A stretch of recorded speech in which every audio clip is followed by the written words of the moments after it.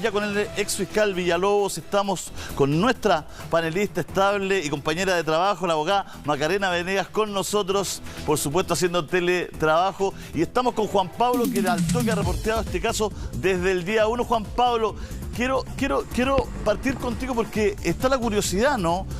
Bueno, es Santiago 1, pero está en algún módulo especial, está con un cuidado especial. ¿Cómo son estas celdas? ¿Se le están haciendo peritajes? ¿Por qué no nos das detalles, tú que has estado tras este caso desde hace días? Julito, bueno, efectivamente, Hernán Calderón Argandoña en estos momentos se encuentra en un sector que se llama ASA, que es el área de salud de acá de Santiago 1. Él, al momento de llegar justamente acá hasta Santiago 1, tiene que estar 14 días en cuarentena precisamente en este módulo, ¿ya? Que podríamos imaginarnos que es como una especie de box, ¿no?, de los hospitales, pero esto por supuesto con todas las medidas de seguridad que esto corresponde. Él está ubicado en el segundo piso. Él, por ejemplo, va a tener una cámara de seguridad 24 horas que constantemente lo va a estar monitoreando. Él no va a estar ni con esposas ni con grilletes tampoco. Sí va a estar en este lugar, es una especie de celda o cárcel, ¿no? Donde hay un baño, donde está justamente la ducha, hay una especie de camilla donde él justamente se va a encontrar. Siempre va a estar custodiado precisamente por alguien de gendarmería. Y lo otro también que es importante, que él no puede recibir visitas. Eso, de acuerdo justamente al COVID y el protocolo, él no puede recibir visitas. Solamente puede recibir durante una vez a la semana la visita del abogado, pero no visita justamente correspondiente a la propia familia. Ahí estamos viendo las imágenes del diario La Cuarta, ¿no? Con una especie de imagen, ¿no?, de cómo sería el lugar donde estaría Hernán Calderón Argandoña.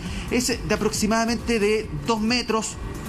¿Ya? En las afueras está precisamente el gendarme, está la cámara de seguridad que constantemente lo está vigilando. Él no va a tener acceso, por supuesto, a salir bajo ningún motivo. Va a estar constantemente observado por los médicos tratantes de acá, del mismo lugar. Y esto va a ser durante 14 días. ¿Qué va a pasar después? Bueno, ahí se tiene que decidir finalmente si él va a ser trasladado a la clasificación. Lo más probable a los módulos de primerizos, ya que ahí justamente sí tendría que compartir celda, lo más probable, con otros reclusos al interior de acá de Santiago 1. Bueno, importante, Juan Pablo, lo que tú dices, porque Hernán Calderón Argandoña, ¿no es cierto?, va a estar estos 14 días en virtud, ¿no es cierto?, de toda la situación sanitaria que está viviendo el país, ¿no es cierto?, en su cuarentena, ¿no?, aislado, estos 14 días que va a pasar en este box. Ni privilegios, pero tampoco debe estar en una situación de desmedro de los otros reclusos, ¿no? Lo que yo siento que pide la ciudadanía, pide la gente, no solo en el caso de Hernán Calderón Argandoña, sino que en todos los casos que estamos viendo en nuestro país, es una justicia igual para todos, ¿no?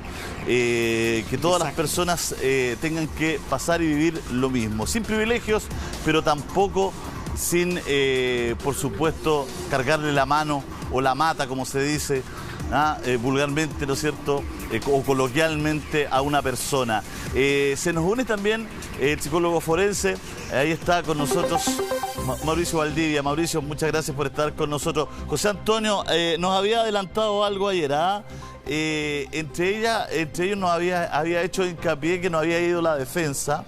Después ellos dijeron fue porque ellos estaban conforme con la acusación de Fiscalía, que sentían que bastaba con que participara Fiscalía. José Antonio, ¿qué le pareció la jornada ayer y esta situación en lo que terminó finalmente? Hola Julio, buenos días. Mire, lo que ocurrió ayer en la Ilustrísima Corte de Apelaciones era una resolución bastante esperable, ¿no? Dado que se trataba de una situación tan excepcional que me parece que hizo mucho ruido en el Poder Judicial, y por lo tanto, tratándose de una situación tan excepcional y de suyo anormal según los casos en términos generales que se llevan a cabo todos los días en el Centro de Justicia, era muy esperable que la Corte de Apelaciones en cierta medida revocara en parte esta resolución, porque fue solo en parte en relación con el lugar de reclusión del imputado imputado en particular.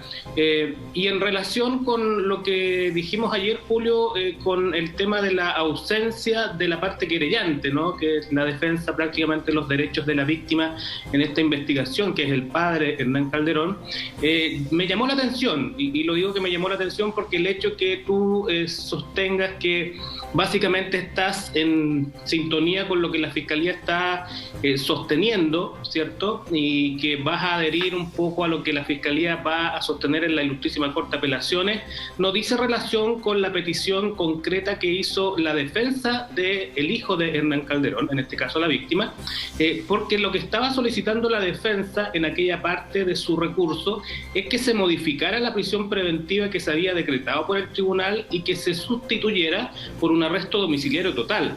Y aquello es una cuestión bastante relevante para las pretensiones de un abogado querellante en términos de su pretensión inicial. Si yo sostengo inicialmente una medida cautelar de prisión preventiva, comparezco en la audiencia con abogado querellante y además personalmente en calidad de víctima, sosteniendo ante el tribunal esta medida cautelar más grave que existe en nuestro ordenamiento jurídico, lo más razonable es que tú además comparezcas también sosteniendo esta misma pretensión en la Ilustrísima Corte de Apelaciones de Santiago cuando la defensa está solicitando que esta medida cautelar se deje sin efecto.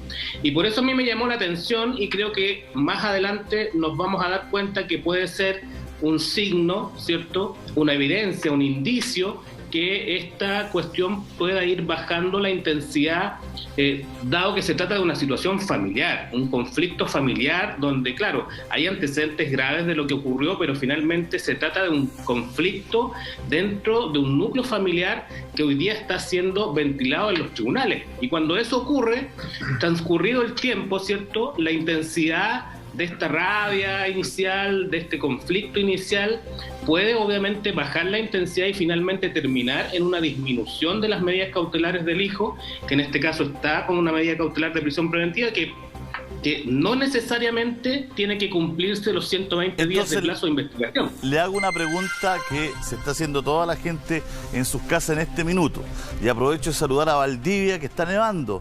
Está nevando en Valdivia, así que no a Mauricio Valdivia, no, a Valdivia, la ciudad, a la hermosa, qué ciudad más linda, a la hermosa ciudad de Valdivia que está nevando en este instante, así que les mandamos un abrazo a los valdivianos. Pero seguramente toda la gente al escucharlo, José Antonio, se está preguntando, ¿qué pasa si se retira, no es cierto, el querellante? Se retira el abogado de Hernán Calderón Salinas. ¿Qué ocurre con Hernán Calderón Argandoña en esa situación?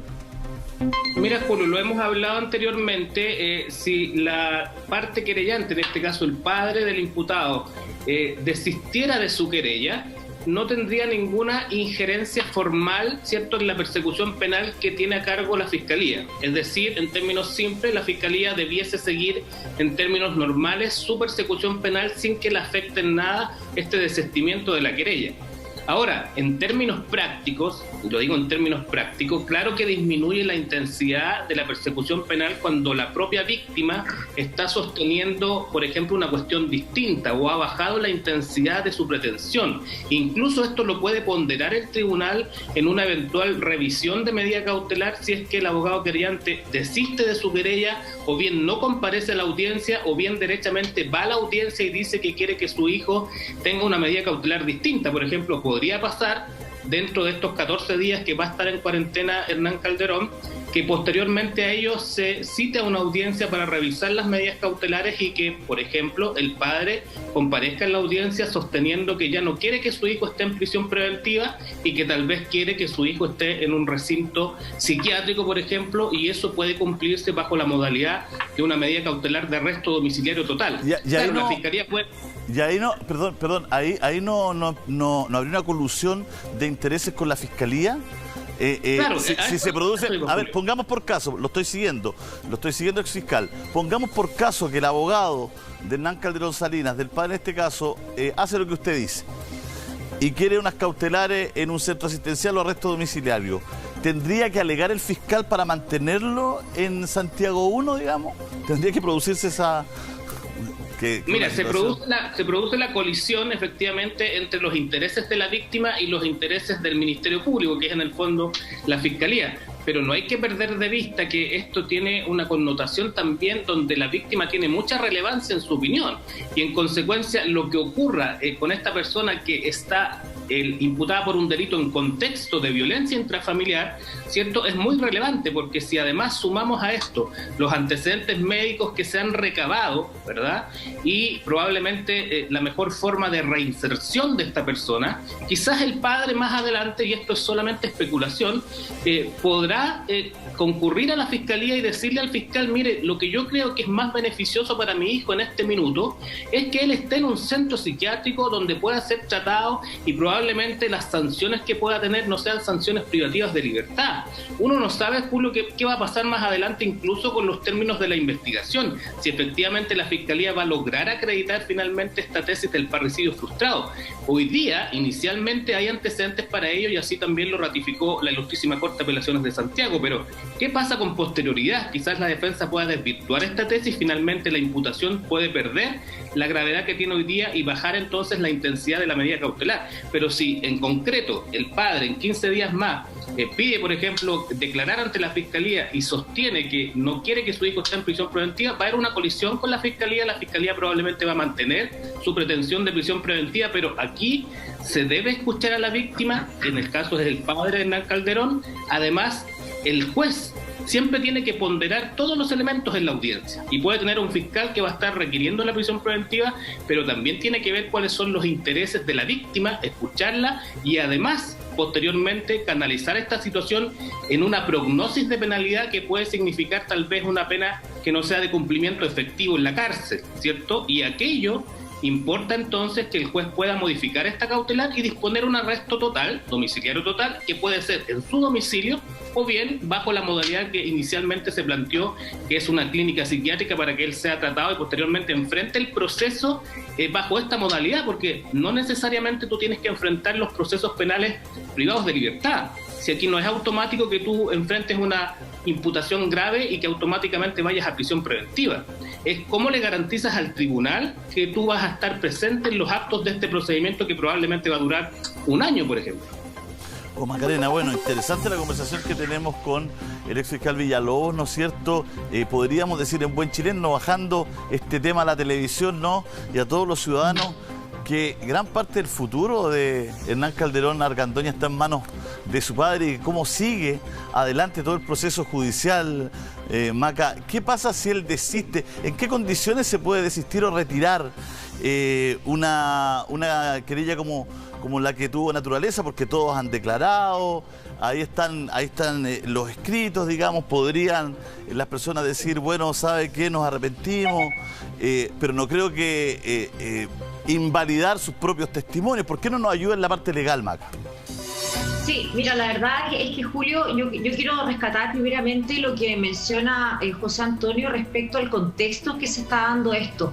Estos son delitos que se dan dentro del contexto de la violencia intrafamiliar, y yo creo que es súper importante ponderar esos hechos, digamos, porque efectivamente dentro de las familias pueden haber momentos de ira, de conflicto interno, de muchas cosas que pueden suceder, pero finalmente justamente al principio puede haber una intensidad, ¿no es cierto?, de querer obviamente evitar esos actos que lo motivó en este caso a Hernán Calderón padre a presentar una querella conducida incluso, argumentando incluso un parricidio, ¿no es cierto?, frustrado. De hecho, ellos habían sostenido que habían 2 parricidios frustrados. Finalmente el juzgado de garantía ponderó de manera distinta, diciendo que en realidad solamente uno de esos hechos constituía un parricidio frustrado y otro de esos hechos constituía simplemente el delito de amenazas, pero vimos al comienzo, ¿no es cierto?, una gran intensidad respecto a lo que el padre, digamos, quería lograr respecto de su hijo.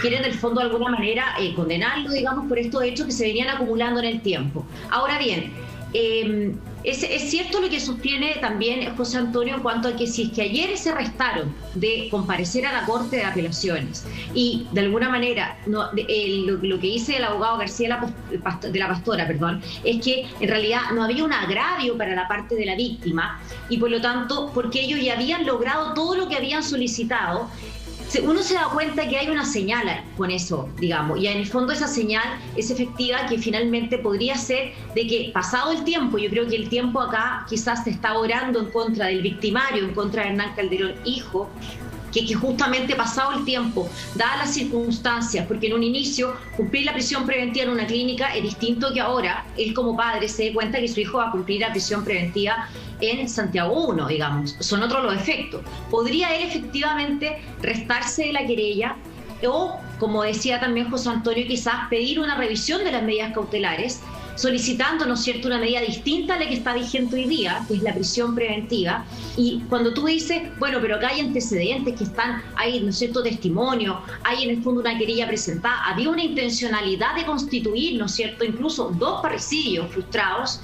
Lo cierto es que finalmente cuando uno no está dispuesto a perseverar en esa acción y solamente se lo deja entregado a la Fiscalía, le quita herramientas también a la Fiscalía, en el fondo. Le quita herramientas de colaboración, le quita herramientas en el fondo de seguir investigando respecto de los hechos. Entonces la Fiscalía podrá hacer lo que le queda, ¿no es cierto?, sin tener a una parte querellante potente, decidida y con la intención de condena de la persona que sería en este caso el victimario Hernán Calderón hijo.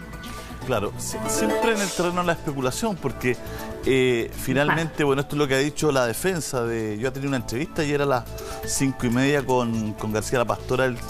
Él al final se disculpó, prefirió pasar, porque yo siento que igual hay aquí como usted dice, una señal, seguramente un cuestionamiento de alguna gente que está involucrada en el proceso, ¿no es cierto? Entonces, lo que indica esta situación, sí, ex fiscal, no sé si me ayuda con esta parte, es que finalmente hay una situación también familiar. Mire lo que le voy a decir, quiero que me la agarre bien, pero finalmente, porque finalmente no en lo judicial, no en lo estrictamente jurídico, el que manda a la cárcel a Santiago 1, a Hernán Calderón Argandoña, no es la defensa del padre, sino que es el fiscal. Entonces, eso tiene un matiz emocional, un matiz comunicacional, un matiz familiar distinto a que si ayer se hubiese presentado rudamente también el abogado de Hernán Calderón Salinas a pedir también que se fuera a Santiago 1. No sé si me explico bien, José Antonio.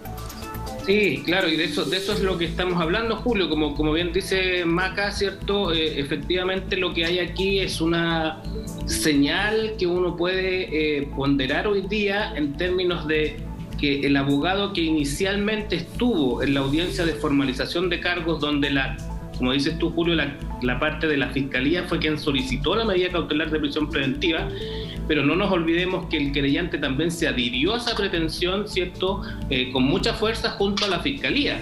Y posteriormente, cuando el abogado defensor va a recurrir ante la Corte de Apelaciones de Santiago para que esa medida cautelar se deje sin efecto y se modifique por un arresto domiciliario total, no aparece, ¿cierto?, el abogado querellante que estuvo en una primera audiencia instando por esta pretensión más grave. Entonces ahí aparece un antecedente importante, que es aquello donde uno puede observar que puede existir una suerte de disminución de la intensidad de las consecuencias jurídicas que tú quieres para tu hijo. En este caso no nos olvidemos que es una situación de conflicto entre padre e hijo.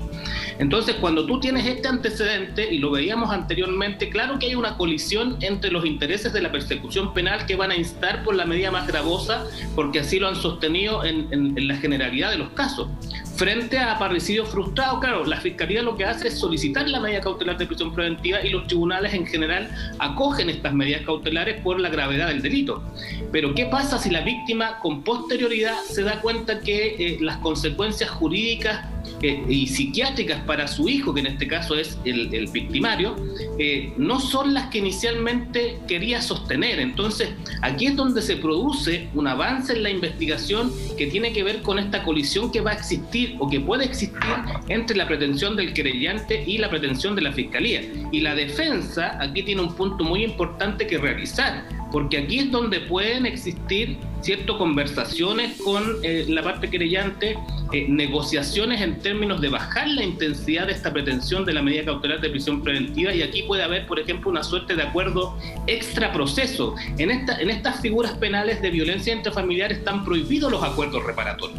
Por ejemplo, esto no puede ser solucionado con una disculpa pública, con un compromiso en concreto. Están prohibidos los acuerdos reparatorios, pero sí puede posteriormente llegarse a una condena que sea observada con un beneficio alternativo, es decir, con una pena en libertad, y que además se le impongan condiciones, ¿cierto?, que establece la ley de violencia intrafamiliar: tratamientos psiquiátricos, prohibiciones de acercarse a la víctima por un periodo determinado, y en consecuencia llegar a una suerte de acuerdo en términos de solución jurídica que puede ser una sanción, una condena, pero que no finalmente perjudique tan gravemente a la persona que finalmente tiene un parentesco mucho más relevante, porque es tu hijo, ¿te fijas? Entonces, si tú no quieres enviar a tu hijo finalmente a cumplir una condena de 10 años de privación de libertad, por cierto que puede tener una sanción distinta, con una pena en libertad, con una sanción, ¿cierto?, que él asuma, pero que además esté en sintonía con lo que establece la ley de violencia intrafamiliar, y que es que en definitiva se trate de componer, ¿cierto?, esta descomposición que hubo en el núcleo familiar. Y aquello está previsto por la ley y se pueden observar esas condiciones. José Antonio, quiero presentar también, porque ya se integra con nosotros, Felipe Rodríguez. Él es dirigente de ANFUP, funcionarios de penitenciarios, precisamente está con nosotros y vamos a conversar de la situación interna que está viviendo Hernán Calderón Argandoña, para que nos dé luces, ¿no es cierto?, de cómo es el lugar, de a dónde va, qué box, dónde van a ser los peritajes, para que nos ayude con la información que él tiene. Pero antes vamos a ir con el psicólogo Mauricio Valdivia. Qué difícil todo, Mauricio, cuando escuchamos a José Antonio, a la Macarena, que hablan desde lo jurídico, desde la práctica, pero atrás hay un tremendo, no sé cómo decirlo para hacer dolor, pena, rabia. Sí, para no ser duro, pero cuando hay una situación tan dolorosa, ¿no es cierto?, familiar, porque somos todos seres humanos, ¿no? Lo que le ha pasado a esta familia es tremenda, ¿no? Independiente que sean conocidos o no, y cualquier familia que haya vivido una situación parecida, que nos esté mirando ahora en cualquier ciudad de Chile, en cualquier lugar, tiene que estar entendiendo que es una situación muy, muy dolorosa. ¿Cómo se trabaja eso, Mauricio, y cómo se trabaja ahora con Hernán Calderón Argandoña en Santiago 1?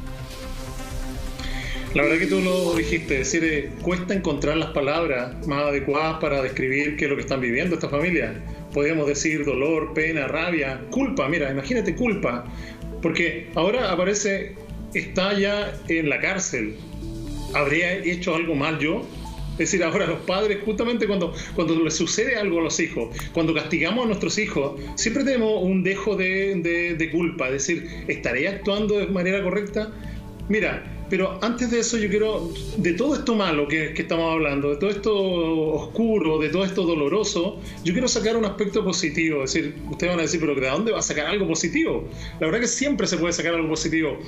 En psicología, a partir del año 2000, hablamos de una nueva etapa del desarrollo. Es decir, viene la niñez, la adolescencia. A contar del año 2000 comenzamos a hablar de algo que se denomina adultez tardía.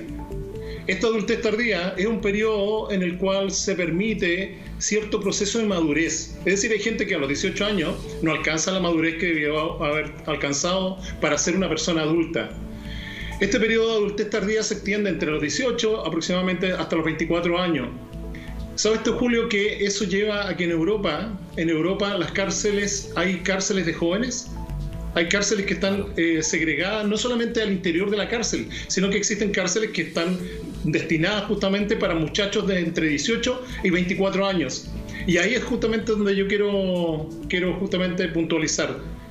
Existe la posibilidad que esto sea justamente el punto de cambio, el punto de articulación de la madurez de Hernán. Es decir, de todo esto malo, se dé justamente el proceso, como lo estamos señalando, haya una sanción penal, sea esa sanción penal menos gravosa, pero justamente podemos pensar en que esto podría ser una oportunidad para el cambio, para la reconciliación, para la reintegración de esta familia. Por lo tanto, ¿hay posibilidades? Sí. es una situación dolorosa, difícil de explicar. Tú muy bien lo decías, es decir, ¿qué estarán sintiendo estos padres? Dolor, rabia, pena, culpa. La verdad que son puras emociones negativas. ¿En qué consiste ahora lo que tú me preguntabas? Es decir, ¿qué hacer? Contactarnos con nuestras emociones. Contactarnos con esa familia, tiene que contactarse con esas emociones, tratar de identificar qué es lo que pasó, para qué, para corregirlo. Es decir, un aspecto va a ser la acción penal, estamos de acuerdo, es decir, la acción penal hoy día es imparable, claro, puede ser menos gravosa, pero otra cosa va a ser la reparación que se tiene que desarrollar tanto con la familia y la familia extensa. Yo creo que hoy día en Chile los papás en general estamos complicados con lo que sucedió. ¿Qué más grave que un hijo quiera atacar al padre? La verdad que nos duele a todos internamente. Y por lo tanto creo que ese padre tiene que estar más dolido por el ataque que justamente que por la situación en la cual él ahora está pensando, ¿qué responsabilidad tengo yo? Por mi culpa mi hijo está hoy día en la cárcel. Entonces, resumiendo, hay que trabajar la familia y posiblemente esto se constituya en una gran oportunidad de cambio justamente. ¿Por qué? Porque está justamente en la edad donde todavía podemos esperar esto, la madurez, el cambio. Vuelvo a insistir, en Europa las cárceles son segregadas. ¿Y son segregadas por qué? Porque permiten el cambio, facilitan el cambio justamente en las edades que se encuentra Hernán. Mauricio, ¿qué viene ahora con él, digamos? Porque en toda esta primera época se habló de, ¿no es cierto?, equilibrarlo, ¿no? Nunca se habló de un tratamiento, realmente, ¿no? La verdad es que hoy día está en Santiago 1, está con estos 14 días de cuarentena, pero ¿qué es lo que se estila, digamos? Empiezan algunos peritajes, empiezan conversaciones con él para tener su perfil. ¿Cómo ahora empieza todo este proceso psicológico dentro de la cárcel? Lo primero que se tiene que verificar justamente la condición. Recordemos que el informe que se conoció cuando él fue internado en la clínica y el que se conoció en la audiencia de control de detención no es un diagnóstico. No hay todavía un diagnóstico que diga esta es la enfermedad que presenta.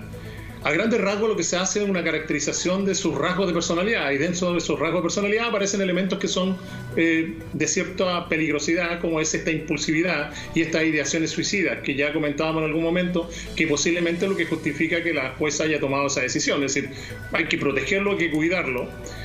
Pero una vez que ahora ingresa al medio penitenciario, la verdad que lo que se tiene que hacer es, en primera instancia, verificar esto que hablábamos también unos días atrás de la inimputabilidad. Es decir, verificar si él es o no imputable. Que ya yo he señalado en algún momento que aparentemente, como se han dado los elementos asociados al delito, a la preparación anterior al delito en sí y todo lo que ocurrió después del delito, es muy poco probable que haya sido con pérdida de juicio de realidad. Es decir, es muy poco probable que hayan habido alucinación y delirio, pero eso es justamente lo que debe resolver un peritaje. Un peritaje que va a ser encomendado posiblemente al Servicio Médico Legal o al Hospital Horvitz en su área forense, que son justamente los dos centros aquí en la región metropolitana, que son los centros estatales encargados de hacer este tipo de peritaje. Esto debe ir acompañado justamente de la evaluación que va a hacer Gendarmería en el hospital penitenciario. Es decir, hoy día no solamente está encerrado por una situación sanitaria de estos 14 días, pero además de estar encerrado en esa condición, tiene que haber una supervisión terapéutica. Tendrá que ser visitado entonces por un psiquiatra, por un psicólogo, que va a estar justamente acompañándolo. Vamos a aprovechar que tenemos a Felipe Rodríguez con nosotros, dirigente de ANFUP. Felipe, tomándonos de lo que dice Mauricio, ¿por qué no nos cuenta un poquito la situación de Hernán Calderón Argandoña hoy día dentro de Santiago 1? En el diario La Cuarta hoy día salió una gráfica que no sé, señor director, si lo podemos mostrar para que lo vea toda la gente en sus casas, del Vox, donde estaría Hernán Calderón Argandoña. ¿Por qué no nos cuenta, no nos explica un poco, Felipe? Y muchas gracias por estar con nosotros. Hola, muy buenos días. Bueno, efectivamente, ayer ingresa el imputado Hernán Calderón Argandoña al penal de Santiago 1, en donde es ingresado como todo imputado que viene desde los sectores de los servicios hospitales exteriores o clínicas privadas, que se deriva hacia el sector de la enfermería o en este caso al hospital de Santiago 1. Hay que dejar claro que él no está en el hospital penal, está en el ASA, que es el área de salud ambulatoria en la unidad de Santiago 1. se le hace el chequeo correspondiente y él ingresa al sector del ASA de Santiago 1, en donde es evaluado por el personal médico de la unidad penal, ¿ya? Y dejado en una habitación individual con una custodia directa de gendarmería, haciendo la cuarentena preventiva. Es una habitación donde está su cama, similar a las habitaciones que hay en cualquier centro hospitalario. Felipe, esto que esté en este ASA, en esta área de salud ambulatoria, tiene que ver concretamente con los 14 días de cuarentena, ¿no?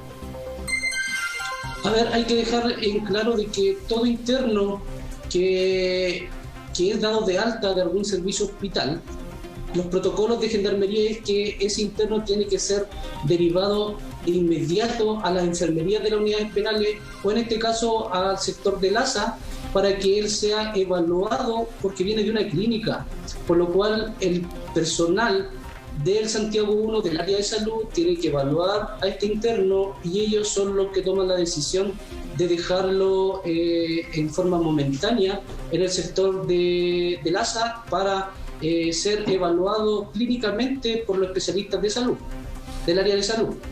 Esta es una concesión que tiene Gendarmería, estaba leyendo, ¿está concesionado ese sector del recinto? Santiago 1 es una cárcel concesionada en su totalidad. El área de salud es por parte de la concesionada de Santiago 1. Sí, o sea, sí. El área de salud pertenece netamente a ellos. Ya. No es una concesión de la concesión el área de salud, digamos, esa era la pregunta. No, forma parte de la concesión general. Y aquí el diario La Cuarta habla de cosas que son bien importantes porque se hablaron durante la semana. Por ejemplo, acá en ningún momento va a estar con grilletes. A ver, el interno durante el transcurso del día, que es de las 8 de la mañana hasta alrededor de las 20 horas, él permanece sin ningún tipo de medidas de seguridad adosado a su tobillo. Pero a posterior, en la noche, a todos los internos, por protocolo de gendarmería, todos los internos que habitan las enfermerías de las unidades penales y los hospitales al interior de los recintos carcelarios, se les colocan las medidas de seguridad para que ellos no anden deambulando al interior del hospital o al interior de la enfermería para tomar las medidas de seguridad. Entre ellos no se produzcan riñas, no se roben las especies y no hayan agresiones entre los mismos internos. Se habla también de las comidas acá, Felipe. Dice, recibirá un desayuno, almuerzo y once por parte de la empresa concesionaria. Estas son las 3 comidas que se tienen al día. No se pueden recibir comidas de afuera, ¿no? Comidas especiales en este caso, en esta situación. A ver, en las cárceles tradicionales existen las encomiendas que se aumentó un poco más debido a la pandemia. Debido a la pandemia y por haber Gendarmería dejado sin tener visita a la población penal. Pero también se le ingresan encomiendas, y las encomiendas en las unidades concesionadas son mucho menor que en las unidades tradicionales. Pero sí pueden ingresarle comida por encomienda como todos los internos que están recluidos en ese recinto. O sea, Argandoña podría recibir su encomienda, digamos, como todos los internos. Correcto, como todos los internos. Claro, se lo preguntamos porque está en esta condición de cuarentena y en estos primeros 14 días. Se habla de este OC de 3 por 2 metros, ¿están así efectivos ese? Las medidas exactas no se lo podría señalar, pero más o menos son las medidas que en todo centro asistencial más o menos están para una sola persona. Ya ese box es para un puro interno que va a estar habitando ese lugar. Claro. Estamos acá viendo la gráfica del diario La Cuarta, ahí la está viendo usted, ahí están algunos detalles que estamos conversando con Felipe Rodríguez. ¿Siempre hay un gendarme afuera o esta fue una choreza del diario, digamos, del diseñador? ¿O siempre hay un gendarme afuera? No, a ver, en los sectores de la enfermería y sobre todo en esta área, en el ASA, hay normalmente gendarmes que están a cargo de la custodia de todos los internos que están hospitalizados en esa área, ya para mantener la seguridad, el orden y la tranquilidad del área que debe tener, debido a que es un centro hospitalario, igual como si fuera en el exterior. Pero en este caso se colocó una medida de protección más, que es una custodia directa a este interno, debido también a la connotación pública que tiene el imputado. Gendarmería tiene que tomar todas las precauciones del caso para que este interno no le vaya a suceder, no vaya a tener alguna agresión por parte del otro imputado. Él tiene un problema psicológico que lo señaló su defensa, por lo cual su integridad física también puede ser atentada por él mismo. Felipe, en ese sentido hay un patio común. ¿Él va a tener contacto con más gente en estos 14 días?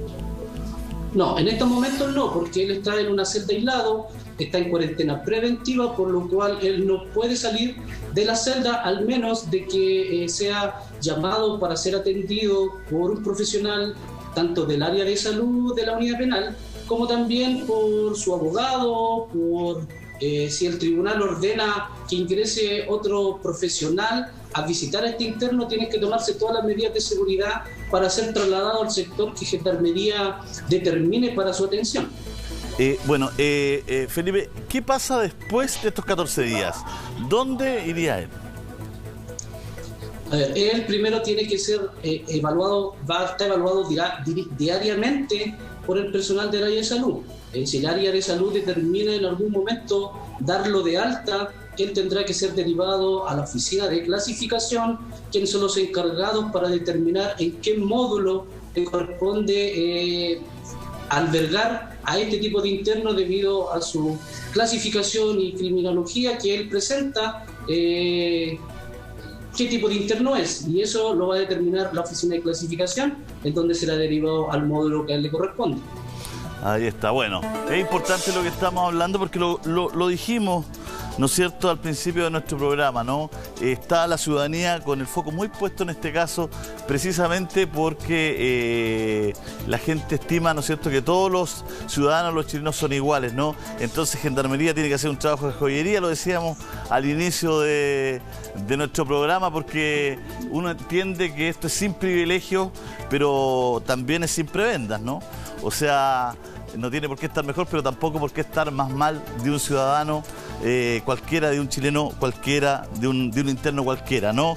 Sin privilegios, pero sin prebendas. Yo creo que esa es una buena frase para tratar de hablar de que Hernán Calderón Argandoña tenga el mismo trato que cualquier otro interno por la misma situación. Juan Pablo, ¿estás ahí? Te noto inquieto, ¿estás con alguna información que nos puedas contar? Decía que es con encomiendas, pero sin visita, decía Felipe Rodríguez. Exactamente. Bueno, en estos momentos hoy, por ejemplo, es un momento de encomienda donde vienen familiares de las personas que se encuentran acá al interior de Santiago 1 para hacer la entrega, ¿no?, de las encomiendas a Gendarmería. Eso puede ocurrir precisamente con Hernán Calderón Argandoña. No sé si hoy, pero sí quizás durante las próximas semanas.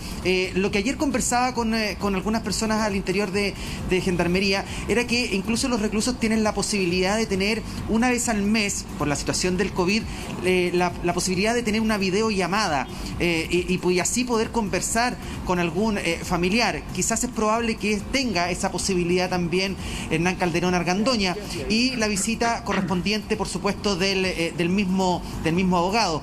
Recordemos que son 120 días de investigación para luego finalmente ver qué es lo que va a pasar con Hernán Calderón. Ayer, fíjate, cuando se realizó la audiencia, una de las cosas que dice precisamente la jueza es que no presenta rasgos de personalidad alterada que no son constitutivos de una patología mental que atente, que amerite, la internación justamente en la clínica del Cedro. Por eso también autorizan y piden, ¿verdad?, que sea trasladado hasta acá, a este sector de Santiago 1. Y tal como comentaba ahí la persona que estaba con nosotros en el programa, las características, ¿no?, de este lugar, eso es de alta seguridad igual.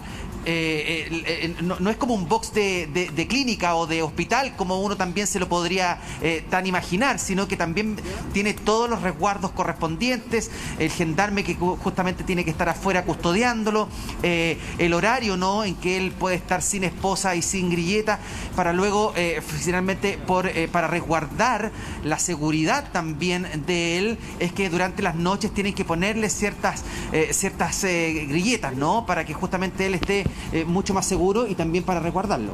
Bueno, ahí tenemos la gráfica del diario La Cuarta, donde usted se puede hacer una mejor impresión. Le agradecemos a todos los colegas del diario La Cuarta, en especial a Carlos Escobar ahí, quien firma, a los diseñadores gráficos del diario La Cuarta de Copesa, a Sergio Marabolí, que siempre nos está viendo, y que por supuesto nos facilita esta información. A toda la gente del diario La Cuarta, un abrazo gigante, así, siempre haciendo un trabajo muy serio e importante. Bueno, estamos viendo dónde está ahora y Macarena, le quiere hacer una pregunta bien interesante a Felipe. Es que acá yo quiero sincerar esto porque de repente la gente nos ve y como ya estamos en pandemia y ya todo... Mira, todo es tan especial que aquí no hay ni camarógrafos. Si yo me muevo para acá, dejo la embarrada, digamos, ¿no? El que se cruza tu gato, todo. Entonces nos comunicamos mucho por WhatsApp internamente todos los que hacemos el programa, ¿no? Porque no hay aquí quien te dé un dato, digamos, no hay nadie. Este es el desierto. Este es el desierto. Aquí nadie se controla. Me controla usted, lo controlo yo, nos controlamos todos. Entonces Maca me manda un WhatsApp y me dice: Julio, pregúntale por la cárcel de alta seguridad, prefiero que le pregunte usted. Entonces yo le cuento a la gente que a veces nos estamos hablando entre Juan Pablo, la Maca, todos los que trabajamos acá, el editor y todos los que salimos al aire. Maca, pregúntale a Felipe, por favor. Sí, gracias, Julito.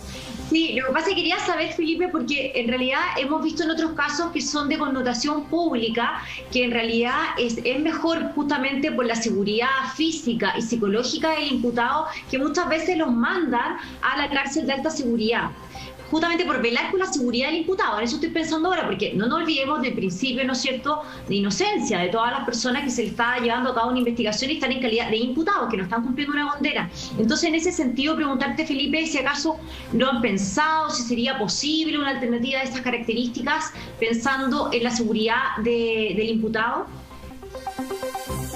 A ver, esa decisión de que el imputado Calderón fuera ingresado a la unidad de Santiago 1 fue del mando institucional. Nosotros como asociación no podemos menoscabar ni tampoco señalar de que está mal o está bien que se haya ido a Santiago 1. Es una decisión del mando institucional. Las cárceles de Chile están acondicionadas para mantener a todo tipo de internos. Gendarmería tiene un puro reglamento para todos los tipos de internos.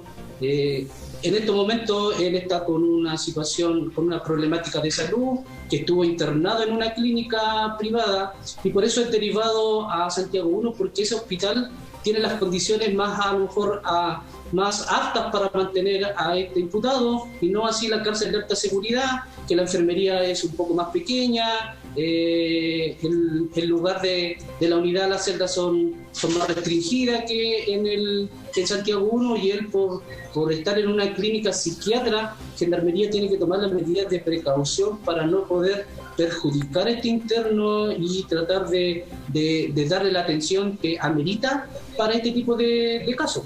Por eso yo creo que a lo mejor no se llevó a la cárcel de alta seguridad y se derivó a Santiago 1, que es el lugar donde están las mejores condiciones para que esté habitando este imputado.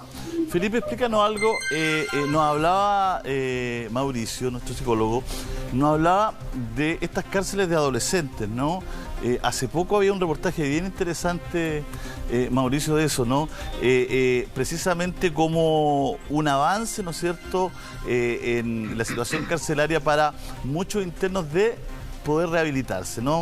Un salto que se daba cuando se segmentaba por edades también. Y ayer se habló mucho de el primerizo, el medio y el avesado. Se hablaba que habían como 3 estadios para ingresar en una segunda instancia a Hernán Calderón Argandoña. Y hablaba precisamente una psicóloga de Gendarmería que él debería estar en los primerizos. ¿Nos podría ayudar un poco, Felipe, entregándonos más elementos sobre, o detalles sobre esta división que se hace entre primerizo, medios, quién las hace, dónde va cada uno. A ver, efectivamente Gendarmería tiene una clasificación con todas las personas que han cometido algún tipo de delito o por orden del tribunal ingresan a cualquier unidad penal de Chile, en donde ingresan internos primerizos, que son los internos que son los que recién cometen un delito.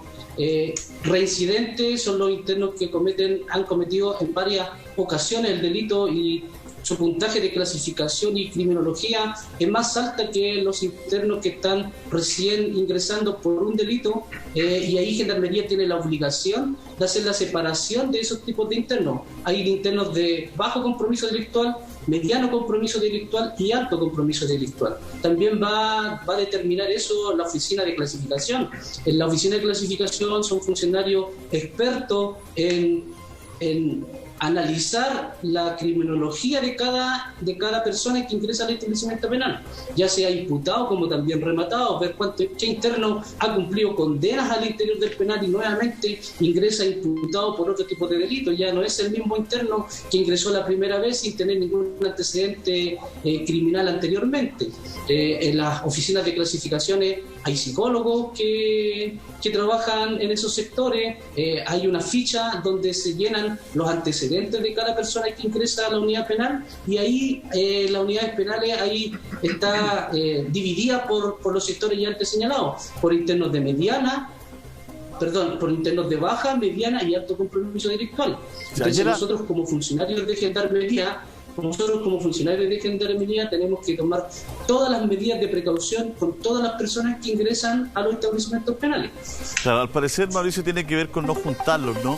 Porque ayer la psicóloga hablaba de que era un primerizo y ella pensaba, daba una opinión catalogada de mediana peligrosidad y que debería estar ahí con un grupo cuando pasara esto a la normalidad, si es que, ¿no es cierto?, se encuentra culpable Hernán Calderón Argandoña, ¿no es cierto?, con ese grupo, ¿no, Mauricio? ¿Por ahí va? Sí, la verdad que, bueno, ya también lo hemos dicho, hay que aprovechar estas instancias cuando se producen situaciones como de este tipo, que generan justamente la atención de toda la sociedad. Y hay que aprovecharlos justamente para mirar qué está pasando al interior de las cárceles. No es responsabilidad de Gendarmería, es las políticas que se aplican en nuestro país en relación al tratamiento que se le da a los reclusos. Yo la verdad que tengo muchos amigos en Gendarmería, sé que se esfuerzan, sé que trabajan, pero la cantidad de gendarmes están prácticamente orientados a que no se fuguen y a que no justamente no se maten entre ellos. Esa es como la parte política de lo que es nuestro sistema penitenciario.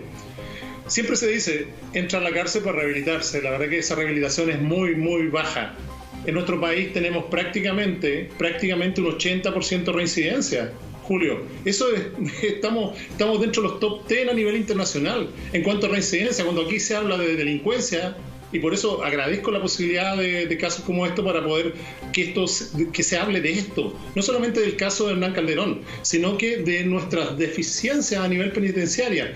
El 80% de la gente que ingresa a la cárcel, cuando sale, vuelve a la cárcel. Imagínate, además el parámetro es difícil y es incompleto, porque medimos la reincidencia con un reingreso a la cárcel. Es decir, lo tienen que volver a detener.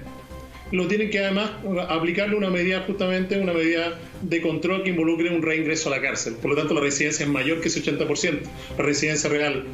Entonces es ahí donde se debe justamente establecer qué es lo que queremos hacer, qué es lo que queremos para esta sociedad. ¿Queremos que esa reincidencia siga con ese nivel?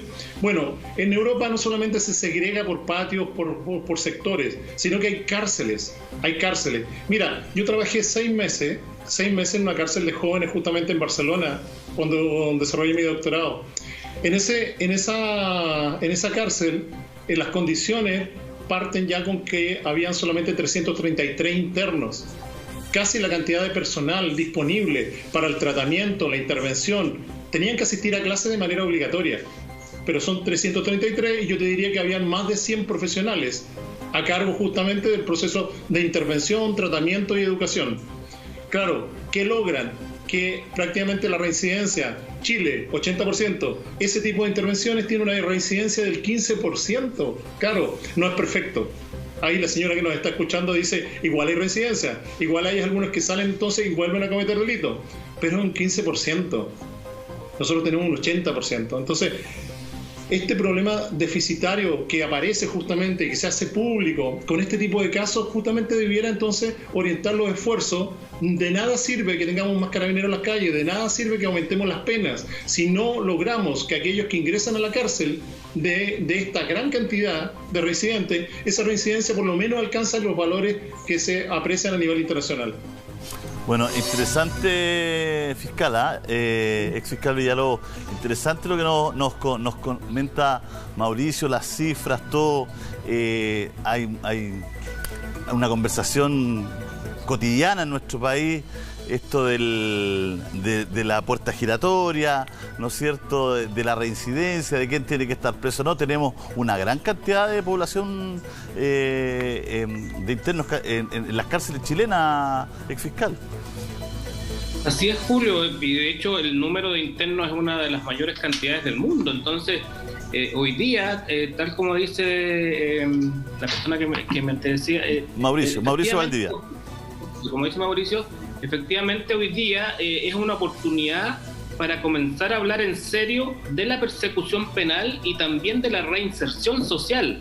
Si efectivamente la sociedad hoy día, en términos generales, está a través del Estado cumpliendo el objetivo de reinsertar a las personas que cometen delitos y cuál es la causa de esa comisión de delitos, que también es una cuestión muy relevante. Hoy día el tener a personas privadas de libertad con nulos sistemas de reinserción efectivos, ¿no? Porque esfuerzos se hacen, pero efectivamente esto no está reflejado en números, implica hoy día tener una discusión seria acerca de la delincuencia y también de cuáles son los objetivos de la persecución penal en términos de delitos que hoy día están afectando a la generalidad de las personas, delitos de robo con intimidación, delitos de violencia intrafamiliar, delitos de femicidio, que también hoy día han estado muy en boga y lamentablemente ha ocurrido así. Todas estas son oportunidades hoy día para plantearse seriamente cuáles son los objetivos que debe tomarse en serio el Estado para perseguir penalmente las cuestiones más graves, ¿cierto? Pero también de la mano de la reinserción para, obviamente, tratar de que algunas personas puedan reinsertarse. No necesariamente todas las personas que cometen delitos se van a reinsertar, pero finalmente hay que poner recursos en la reinserción también, pero también enfocarse en una persecución penal inteligente, ¿cierto? Que finalmente persiga los delitos que afectan a la comunidad, que persiga concretamente con recursos importantes en protección de las víctimas y también, por cierto, la protección de las víctimas de los delitos de violencia intrafamiliar, femicidios también, y que las medidas cautelares que se decretan o las medidas de protección que se decretan por parte de la Fiscalía tengan un seguimiento importante, un seguimiento intenso para evitar esta comisión de delitos. Fíjate que me gustaría que ahora aparecieran los cuatro políticos, aquí al lado del tiro Felipe, para tener un debate más grande, porque estamos hablando que hay muchos presos, estamos hablando que no hay rehabilitación y tenemos en este minuto un paro de camioneros, una movilización de camioneros, precisamente porque dicen que hay mucha delincuencia. No solamente ellos están movilizándose hoy día por la región de la Araucanía, donde hay un caso especial, sino que hemos escuchado testimonios durante 2 días de los camioneros de gran parte de Chile, en Casablanca, en Valparaíso, en San Antonio, en Santiago, en las carreteras, que los asaltan, que les roban. Entonces, mientras estamos diciendo aquí, ¿será bueno el sistema que tenemos? Tenemos muchos presos, no se están rehabilitando, están en reincidencia, tenemos en la calle un paro que pide quizás, que exige más mano dura, quizás más detenidos, más presos, menos portonazos. Bueno, estamos en una situación, en un bonito momento para construir, para ir formando el mundo que queremos vivir, ¿no? Si, no todo está hecho, ¿no? Las cosas están para cambiarlas, para soñar también y para construir un país mejor que nos acomode a todos. Felipe, ¿qué va a pasar? Sé que está pidiendo la manito, pero mucha gente nos está preguntando, después de estos 14 días, ¿cuál es la rutina? ¿Y él podría seguir 28 días ahí, 50 días ahí? ¿De quién depende eso? Sí, efectivamente, eso va a depender netamente del personal del área de salud del sector del ASA quienes son los encargados de determinar si el imputado Calderón está en condiciones para ser dado de alta y ser enviado a un módulo donde determine la oficina de clasificación. Eso va a determinar solamente el área de salud, y Gendarmería tiene que acoger los protocolos de determinar en qué condiciones va a quedar este imputado. Todo va a depender, como lo señalé anteriormente, por el área de salud, los doctores del sector. La gente está escribiendo, y si él pasara con fuera primerizo, mediana peligrosidad, ¿a qué? Ahí mismo en Santiago 1, ¿a dónde tendría que ir él con esas características? ¿A qué sector? Como le señalé, él tendría, como él no tiene antecedentes anteriormente, no ha estado recluido, él debiera ser un interno primerizo. Un interno primerizo, y debiera habitar con internos primerizos conforme a la misma condición que tiene él. ¿Y cuál es la rutina ahí? ¿Cómo son las celdas? ¿Cuál es la rutina? ¿Es una celda compartida de a dos? Son celdas compartidas de a dos, algunas de tres, según como esté establecida. Perfecto. Perdón, no le escucho. Perdón, ¿y cómo es la rutina ahí? ¿El interno se levanta a la hora que quiere o lo levantan a alguna...? Porque uno ve tanta película, ve tanta serie, pero eso la escriben guionistas, digamos, ¿no? ¿Cómo es la verdad? ¿Un interno puede estar todo el día acostado? Y usted tiene pinta de actor Felipe, Entonces por eso se lo pregunto directamente, ¿no? No me vaya a salir después que era protagonista de una serie de Vis a Vis, ¿no? Lo que pasa es que nos mandamos un condorazo como el economista mundial, del Banco Mundial. Oiga,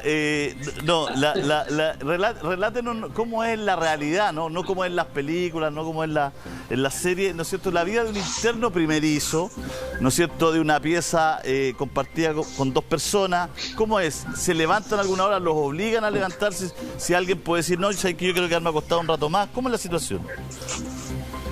A ver, todos los internos que están en las unidades penales tienen las mismas condiciones y tienen los mismos horarios. Todos se rigen por el decreto 518, que es el reglamento de establecimientos penitenciarios, en donde ellos tienen horario de desencierro, que es a las 8:15 de la mañana. Se tiene que pasar la cuenta para nosotros ver de qué está la cantidad de internos que debieran estar en esos módulos, si no se ha producido ninguna evasión durante la noche. Ya posterior se le entrega su desayuno. ¿A qué hora es eso? Perdón, se me fue un poquito el audio. ¿A qué hora se hace la cuenta? 8:15. 8:15 de la mañana. Ya. Posterior a la formación del personal que ingresa a cumplir funciones diurno. Ay, se nos quedó pegado, parece.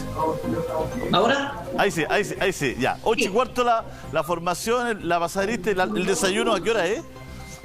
El desayuno es tipo 8:30, 20 para las 9, se le está entregando el desayuno a la población penal de Santiago. ¿Ese desayuno es a la pieza, digamos, a la celda? No, son en sector, son en comedores. Son en comedores donde todo el módulo ingresa al comedor a tomar desayuno como corresponde. ¿Y cuántos más o menos son del módulo? ¿Cuántos más o menos están en ese casino, en ese lugar, digamos, donde se toma desayuno? Mire, en este momento la población penal de Santiago 1 hay alrededor de 4.700 internos. Dividido en los módulos hay 500 internos por módulo. Santiago 1 está sobrepoblado con internos debido a la pandemia, que ha sido la unidad que ha tenido que segregar todos los internos a nivel de la región metropolitana. Pero ayúdame con esto. A las 8:30 toman desayuno 4.700 personas en el mismo lugar, o de a 500 van tomando desayuno. No. Ellos toman desayuno en los mismos sectores donde ellos están habitando, en las dependencias donde ellos habitan. No se trasladan a un casino. Ya. Ellos, en cada módulo hay un casino y ahí tienen que... Ya, por eso le preguntaba, en ese módulo de primerizo, ¿cuántas personas hay?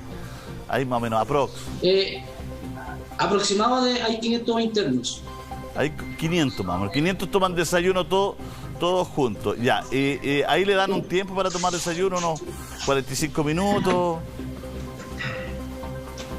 claro, ahí se da el tiempo necesario para que ellos tomen desayuno y a posterior después ellos quedan en el sector del patio con su horario al aire libre para que se realicen sus actividades, tanto de atenciones de los profesionales, recreación deportiva y todo lo que es el régimen interno. O sea, ¿y eso ocurrirá entre las 9:30 hasta la 1, que es el almuerzo más o menos? Ellos están sueltos todo el día, hasta alrededor de las 5:30, 5:30, 6, que se reparte la última alimentación, que es la cena, y a posterior de su cena ellos son derivados, se pasa la cuenta nuevamente y son derivados a sus celdas para el encierro correspondiente. Perdón, la pregunta que le voy a hacer, que es de una ignorancia superior, pero no me he informado de esta situación, no tengo ningún amigo que haya estado en esta situación para haberle preguntado. Le pregunto a usted directamente, digamos, ¿alguien se puede ir a la celda y no estar en el patio, por ejemplo? Si uno, por ejemplo, si quiere estar solo. No. A las 11:30 de la mañana, digamos, oye, quiero irme a la celda, no quiero estar aquí en el patio, no me siento bien acá. ¿Eso no se puede hacer? No, en Santiago 1 no se puede hacer. Ya. En Santiago 1 todos los internos son sacados de su celda y derivados al patio porque ellos tienen que tener esparcimiento en aire libre para que también tengan que realizar las actividades diarias. En Santiago 1 van constantemente los señores abogados a entrevistarse con estos imputados, las encomiendas que se entregan hoy día diariamente a la población penal, y también las atenciones de los profesionales y algún tipo de enfermo en el sector del patio que puede estar en la noche y se lleva a hacer la atención que corresponde. Pero ellos no pueden quedarse en los dormitorios, por lo menos en Santiago 1, como en otras unidades penales que a lo mejor sí se quedan en los dormitorios y baja quien quiera al patio, porque son unidades distintas. Hay que tener claro que todas las unidades, el régimen interno va determinando conforme a la estructura que tiene cada cárcel. Va variando porque... ¿A qué hora es el almuerzo acá en Santiago 1? Ahí en el módulo. Debe ser alrededor de las 12 en adelante. Ya, es que resumiendo... Según a la hora que la concesionada también haga entrega de la alimentación. Resumiendo, como buen alumno de colegio de cura, que mi colegio era de cura y salí ileso, como buen alumno de colegio de cura, no de curado, de cura, voy a resumir. Entonces, a eso de las 8:15 pasan lista, ¿no es cierto? Ven la cuenta, se van al desayuno. Cuenta, se llama cuenta. La cuenta, pasan la cuenta a las 8:15, de ahí se van al desayuno en el módulo que les corresponde, en el módulo de primerizos 500 personas más o menos, toman desayuno, después se van al patio, ¿no es cierto? Ahí tienen actividades en general, a eso de las 2:30 pueden ir a almorzar, después vuelven al patio, hacen sus actividades, depende de cuáles sean, y a eso de las 5:15, 5:30, se vuelven a la celda y se cuenta de nuevo. Ese es más o menos el sistema, así se pasan los días, digamos. Correcto. Totalmente salió buen alumno, parece. Tomó bien los apuntes. Para que vea, muy bueno mi colegio. Le mando un saludo al San Pedro Nolasco. Estuve ahí desde pequeñito. Ahí los curas mercedarios. Un abrazo para ellos. Oiga, hemos visto por televisión mucha riña, mucha pelea. ¿En el sector de primerizo es así o ahí es más tranquila la cosa? Atendiendo a lo que dice Mauricio, ¿no? Que se sectoriza. Bueno, en todas las unidades penales hay riña, hay diferencias. Cuando hay un grupo de personas elevado, van a haber algunas diferencias.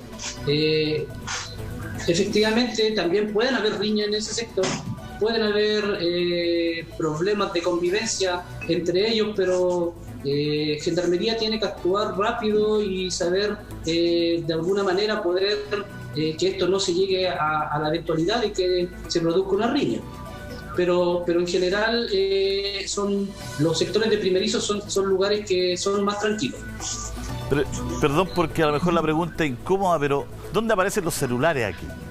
¿Cómo? Que el otro día me llamaron acá por mi bien por cierto, un gerente general me llamó no sé si era de ahí, no le estoy diciendo que era de Santiago, pero me llamó ahí y me dijo, podés invertirte con nosotros, tírate la clave. ¿Cómo llegan? ¿Con pelotas? ¿Son los peloteros de afuera? ¿Cómo?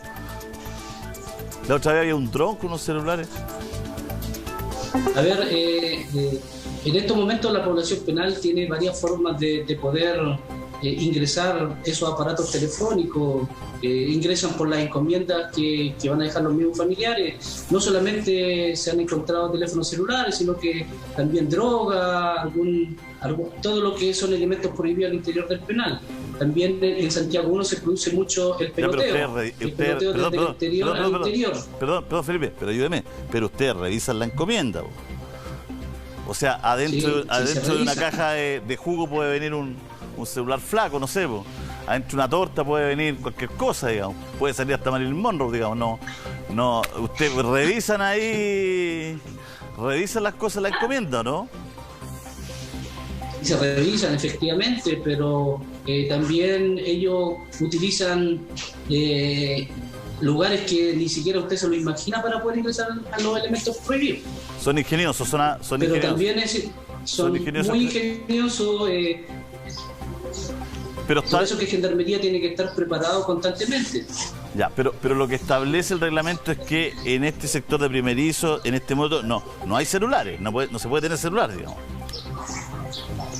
A ver, en estos momentos, debido a la pandemia que está viviendo el mundo y el país, en las unidades penales, por orden del Ministerio de Justicia, para que los internos que están recluidos en las unidades penales tuvieran contactos con sus familiares, se están autorizando los teléfonos celulares, que son restringidos y autorizados y vigilados por el personal de Gendarmería en las unidades penales, porque recuerden que desde marzo pero los internos pandemia, no tienen digamos. contacto con su familia, solamente por el sistema pandemia, claro. ¿Esto sería como el antiguo teléfono público?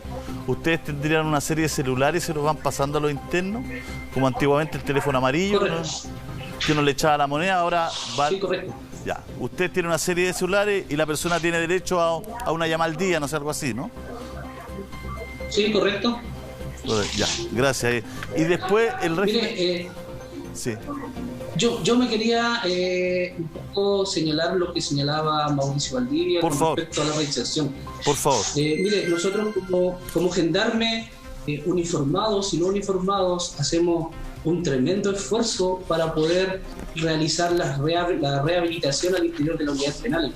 Con muy pocos recursos, con muy poco personal, como lo señalaba en Santiago 1, están los módulos de 500 internos, ya hay 2 funcionarios de custodia para esos 500 internos.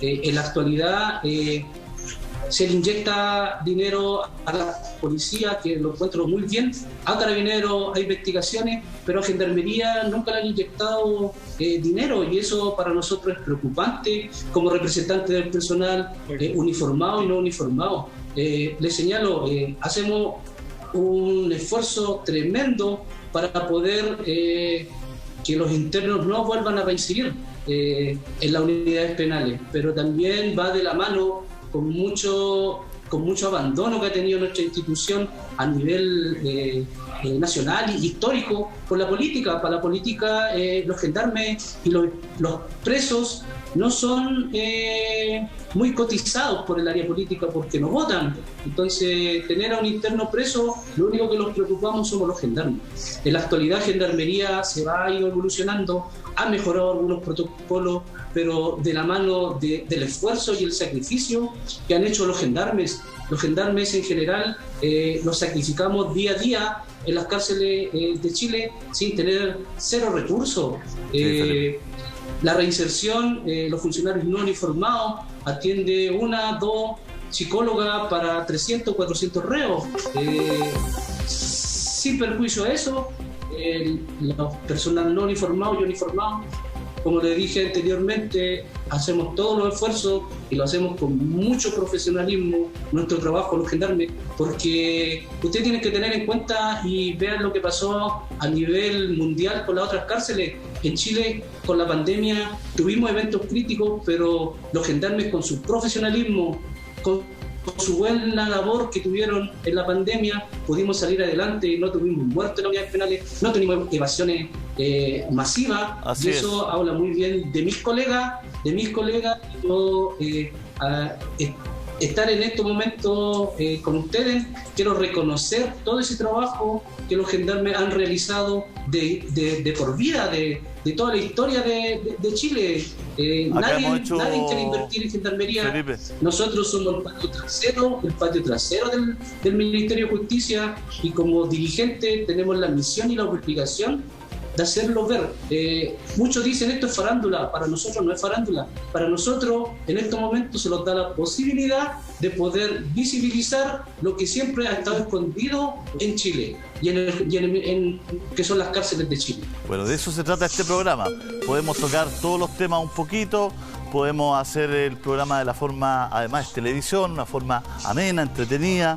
También tratamos de tocar temas con profundidad. Le damos el punto, Felipe, sabemos lo difícil, siempre muy mal pagados además, ¿no es cierto?, las condiciones que tiene Gendarmería, y a pesar de los pocos recursos que tienen, por mucho tiempo la caja pagadora de muchos partidos políticos, ¿no es cierto?, ahí pagándole a los operadores en algunos puestos clave. Entonces, bueno, si ya hay poco y más encima se lo llevan para la casa, los operadores políticos estamos hasta acá, digamos, ¿no es cierto? Entonces, bueno, ojalá se haga visible. Totalmente de acuerdo. Estamos tratando de colaborar, hemos tratado todos los días, Felipe, todos los días de poner un dirigente de Gendarmería en pantalla, todos los días. Hemos tratado de poner a alguien, si algún día no ha estado es porque no lo hemos logrado, pero hemos tratado, ese ha sido nuestro intento de tenerlo a ustedes también conversando.